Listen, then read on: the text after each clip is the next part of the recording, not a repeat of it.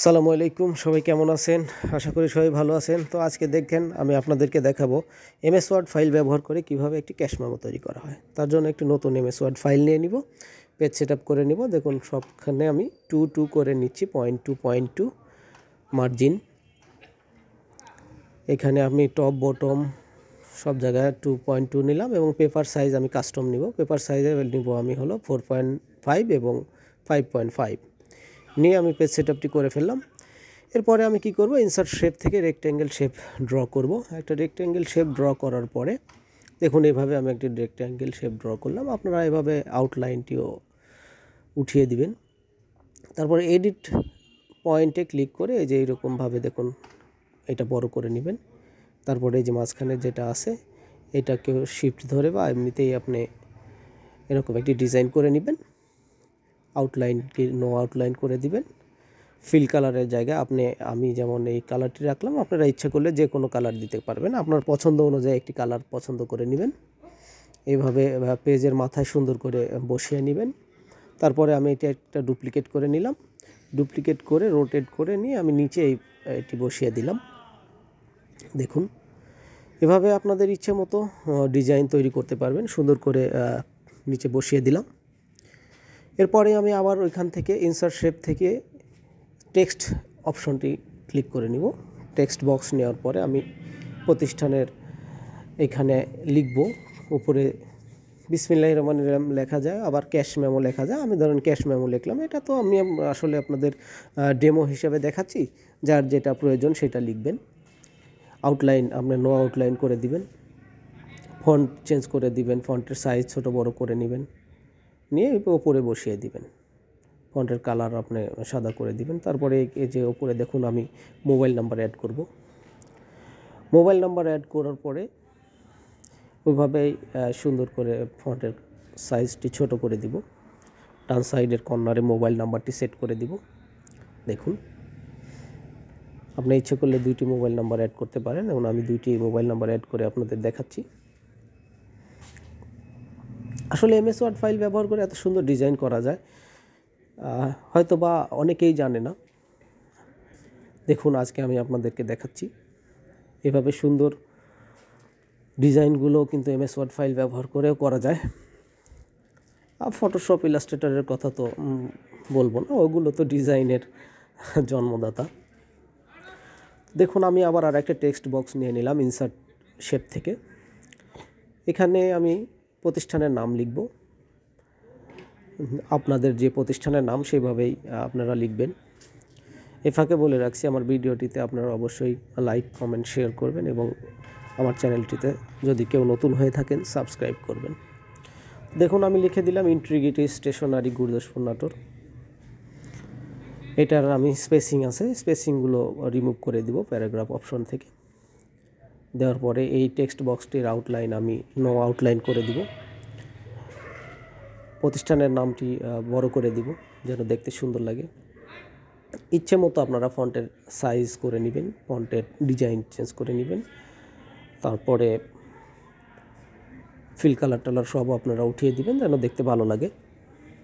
এরপরে আমি কি করব, নিচ দিয়ে একটি লাইন ড্র করে নিব। সেখানেও ইনসার্ট শেপ থেকে দেখবেন যে একটি লাইন আছে, সেটি কিবোর্ডে শিফট প্রেস করে আপনারা ড্র করে নেবেন। লাইনটি লেন্থ বড় করে দিবেন। এরপরে আমি কি করব, উপরে একটি লোগো সেট করব। অবশ্যই প্রত্যেকটি প্রতিষ্ঠানের একটি নিজস্ব লোগো রয়েছে।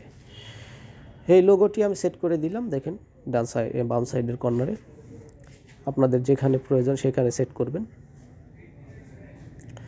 লোগো সেট করার পরে আমি এই যে দাগটা দেওয়া আছে সেই দাগের নিচে লিখব রেফারেন্স নাম্বার এবং ডান সাইডের কর্নার ওপরে লিখব ডেট। ডেটের আমি যেভাবে ফাঁকা ফাঁকা করে দিচ্ছি যেন হাতে লেখা যায়। তো ভাউচার বা ক্যাশ মেমো তো এরকমই হয়। ভিডিওটি বড় হবে, কিন্তু সবাই যদি মনোযোগ সহকারে একটার পর একটি ধাপে ধাপে দেখেন নিজেরাই কিন্তু পরবর্তীতে এই ডিজাইনগুলো করতে পারবেন। এরপরে কি করব, আরেকটি আমি টেক্সট বক্স নিব। নেওয়ার পরে নেম, মোবাইল নাম্বার, অ্যাড্রেস, বিল নাম্বার এগুলো দিয়ে দিব। এই টেক্সট বক্সটিরও আমি আউটলাইন নো করে দিব, ফিল কালার চেঞ্জ করে দিব। ফিল কালার চেঞ্জ বলতে নো ফিল করে দিব যেন কোনো কালার এখানে দেখা না যায়। দেখুন এই যে আউটলাইন আমি নো আউটলাইন করে দিলাম, শেপ ফিল থেকে নো ফিল করে দিলাম। এরপরে আমি কি করব, ভাউচারের মেইন যে অংশর ভেতরে পার্টটি, এর জন্য আমি 5টি কলাম নিয়ে নিব, কয়েকটি রো নিয়ে নিব। প্রথম কলামেই আমি লিখে দিব এসএল নম্বর, দ্বিতীয় কলামে লিখব ডেসক্রিপশন, তৃতীয় কলামে যাই লিখব কোয়ান্টিটি, তারপরে চতুর্থ কলামে লিখব রেট এবং সর্বশেষ কলামে লিখব অ্যামাউন্ট। এটা আপনার ইচ্ছা মতো কোন কলাম কতটুকু জায়গার প্রয়োজন ততটুকু ঠিক করে নেবেন,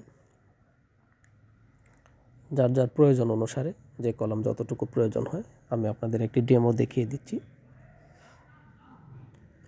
এরপরে আমি একটি রো ফাঁকা রেখে লিখব সাবটোটাল, তারপরে লিখব ভ্যাট, আরেকটি রো আমি বাড়িয়ে নিব, শেষে লিখব গ্র্যান্ড টোটাল।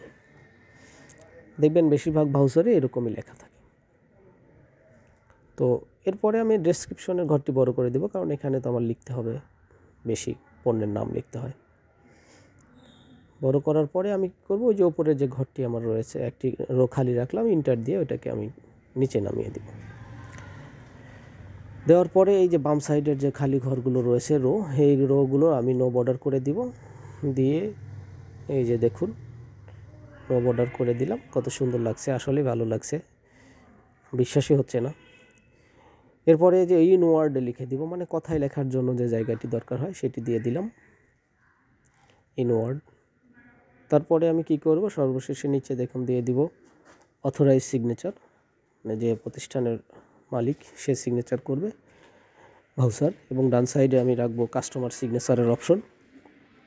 আপনাদের প্রয়োজন অনুসারে যার যেটা দরকার সেটা লিখবেন। তো এই অথরাইজ সিগনেচারের উপরে আবার কিন্তু একটা লাইন টানবো আমি, সিগনেচারের উপরে যে দাগটি থাকে, তো এটাও ইনসার্ট শেপ থেকে আমি যে লাইনটি রয়েছে সেই লাইনটা নিয়ে শিফট ধরে যদি আমি টান দিই, তো সুন্দর সোজা হয়ে আঁকা বাঁকা না হয়ে দাগটা হয়ে যাবে। তারপরে আমি কালারটি চেঞ্জ করে নিব, ব্ল্যাক করে নিব। ইচ্ছে করলে আপনারা যতটুকু লেন্থ প্রয়োজন সেটুকু নিয়ে নিতে পারবেন। এরপরে আমি এটা একটু নিচে নামিয়ে দিব। নিচে নামিয়ে দেওয়ার জন্য যে দেখুন আমি উপর থেকে নামিয়ে দিচ্ছি, যার যার প্রয়োজন অনুসারে যতটুকু প্রয়োজন নিচে নামাবেন, নিচে উপরে যেন দেখতে ভালো লাগে। তো আসলে এই ভাউচারটি কমপ্লিট হয়ে যাওয়ার পর যদি প্রিন্ট করেন, কেউ দেখে বুঝতেই পারবে না যে এটা MS ওয়ার্ড ফাইলে ডিজাইন করা, সবাই মনে করবে ইলাস্ট্রেটর অথবা ফটোশপে ডিজাইন করা। চেষ্টা করবেন অবশ্যই, এবং কমেন্টসে জানাবেন কে কে পারলেন এটি করতে। আচ্ছা, আমি খুব ধীরে ধীরে দেখাচ্ছি যেন আপনাদের সুবিধা হয়, পরবর্তীতে আপনারা যেন নিজেরাই পারেন। আমি আরও জোরে করতে পারতাম এটি। আমি নিচের এই শেপটিকে আরও ছোট করে দিব। দেওয়ার পরে এখানে আরেকটি আমি টেক্সট বক্স নিব, নিয়ে নিচে অনেক কিছু লেখে ভাউচারের নিচে, ঠিকানা মোবাইল নাম্বার। আমি অত কিছু লিখছি না, এমনিতেই লিখে দিলাম, ধরেন ইন্টিগ্রিটি স্টেশনারি, গুরুদাসপুর নাটোর। ফন্টগুলো ছোট করে দিব, ফিল কালার উঠিয়ে দিব, টেক্সট বক্সের আউটলাইন উঠিয়ে দিব, ফন্টের কালারটা আমি সাদা করে দিব, তারপরে প্যারাগ্রাফ অপশন রিমুভ করে দিব। দেওয়ার পরে এই যে ফুটারের যে নিচে শেপ আছে এই শেপে এটি সেট করে দিব। দেখুন এভাবে ফুটারের এখানে যখন সেট করব আর এটার কালার যখন আমি সাদা করে দিব, দেখতে কিন্তু আসলেই সুন্দর লাগবে। তো এইভাবে আপনারা একটা ক্যাশ মেমো ডিজাইন করতে পারবেন। এই ডিজাইনটি ফলো করে নিজেরাই ক্যাশ মেমো তৈরি করতে পারবেন, এবং প্রেসে দিলে আপনাকে সুন্দরভাবে এটা প্রিন্ট করে দিবে। দেখুন আমি এটা PDF হিসেবে সেভ করছি। সেভ করার পরে আপনাদের ওপেন করে দেখাবো, দেখতে কত সুন্দর লাগে দেখুন।